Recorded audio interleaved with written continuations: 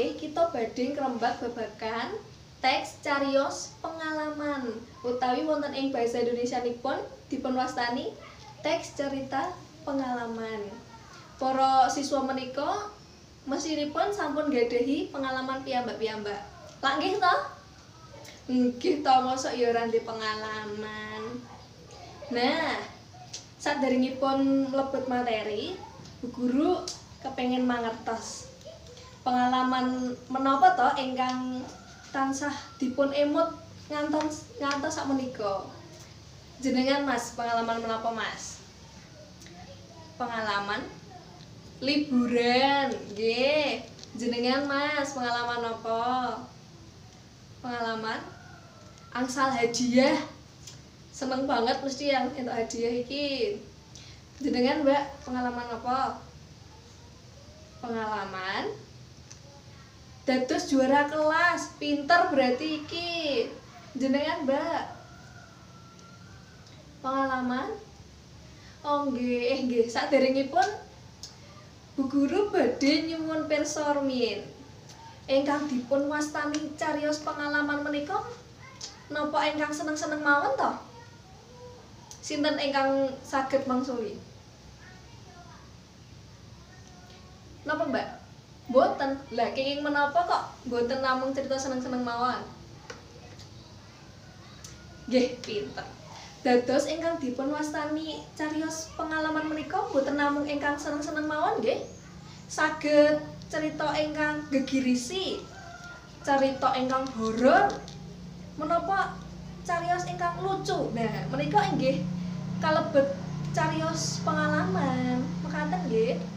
Nggih biasanipun menika cariyos ingkang boten saged dipun supekaken punapa ingkang tansah kemutan terus menika biasanipun cariyos ingkang lucu, cariyos ingkang gegirisi. Biasanipun nak menawi seneng menika kadang ki mong sedaya tok ngono kelingane. Bar kuwi ya wis lali, tapi nak misale lucu utawa gegirisi menika itu tansah kemutan ngoten lho.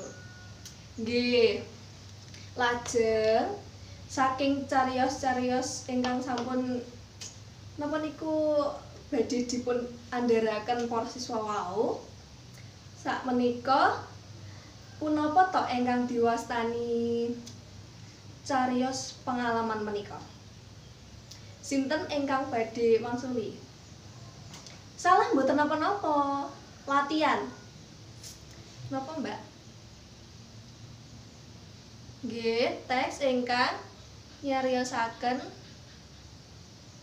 pengalaman. Nggih, kan niku napa niku? Teks cerita pengalaman. Dados napa niku? Nggih, teks cariyos pengalaman. Nggih niku nggih leres.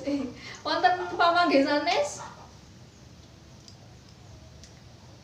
teks ingkang nyariyosaken babagan pengalaman ingkang dipun alami pribadi, ngaten nggih. Nggih, lajeng sakmenika badhe nyuwun pirsa malih niki Bu Guru. Ingkang teks cerita pengalaman menika ingkang nyerat utawi ingkang nyariyosaken menika kedah diri sendiri napa saged tiyang sanes ingkang nyariyosaken menika? Ngeten-ngeten. Menawi kita nyariyosaken teks cerita pengalaman, menika teksnipun pengalaman kita piyambak menapa saged tiyang sanes? Sinten ingkang badhe mangsuli? Nggih? Nggih, dados ingkang wonten ing teks cerita pengalaman menika mboten namung pengalaman pribadi nggih, dados saged nyariyosaken pengalaman tiyang sanes. Nggih, mekaten. Dados teks cerita pengalaman menika napa wau? Tes ingkang nyariyosaken pengalaman nggih pribadi kalian tiyang sanes, pinter kabeh.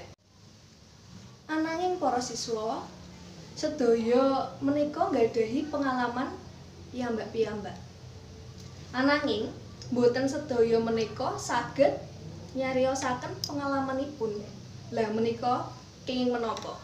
Sinten ingkang badhe mangsuli? Napa, Mbak?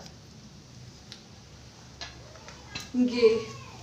Pinter. Nggih, biasanipun menika menawi didhawuhi nulis cerita pengalaman nggih, ngaten nggih. Niku bingung anggenipun milih tembung utawi milih ukara ingkang trep. Ngaten. Nah, mangke para siswa gladhen nyerat pengalamanipun piyambak-piyambak. Dipun serat rumiyin mawon.